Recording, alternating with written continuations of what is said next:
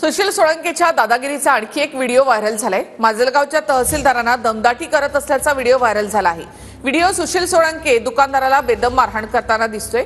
सुशील सोळंके हा आमदार प्रकाश सोळंके यांचा निकटवर्तीय आहे अशी माहिती सूत्रांकडून मिळते। मारहाण प्रकरणामध्ये गुन्हा दाखल आहे, मात्र अद्याप सुशील सोळंकेला अटक झाली नाही।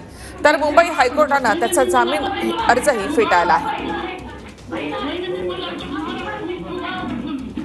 माजलगावचे आमदार आहेत, त्यांनी हे सगळं सांगितलं पाहिजे की हे चाललंय काय। आणि आपण एका प्रकरणाबद्दल बोलतोय, एक एक एक अशी किती प्रकरणं बाहेर येत आहेत, सुमारच नाहीये त्याला। त्यांना कुठली तक्रार असेल पोलिसांकडे द्यायची होती, तसं न करता ही जे कायदा हातात घेऊन बाराबारी केली जाते ना, हे थांबवायला हवं। आणि मुद्दाम काहीतरी या प्रकरणावरून डायव्हर्ट करण्याचा विषय। अचानक तुम्ही हे सगळ्या गोष्टी बघा की धसांना असतील किंवा प्रकाशदादांचं पण दादा सोळंकेचं तो सुद्धा जुना आहे।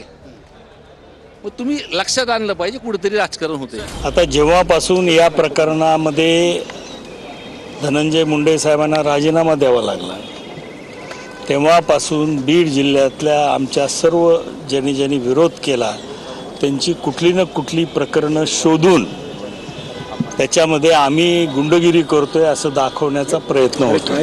जे संतोष अण्णा देशमुख माझे भाऊ यांची जी हत्या केली त्याच्या न्याय संदर्भात हे सगळे जे उतरलेले लोक होते, लोकप्रतिनिधी आहेत, सगळे आहेत, सर्व जाती धर्मातले आहेत, जिल्ह्यातले लोकप्रतिनिधी आहेत, बाहेरचे आहेत, यांनी एक न्यायाच्या भूमिकेत इथं उतरलेले आहेत।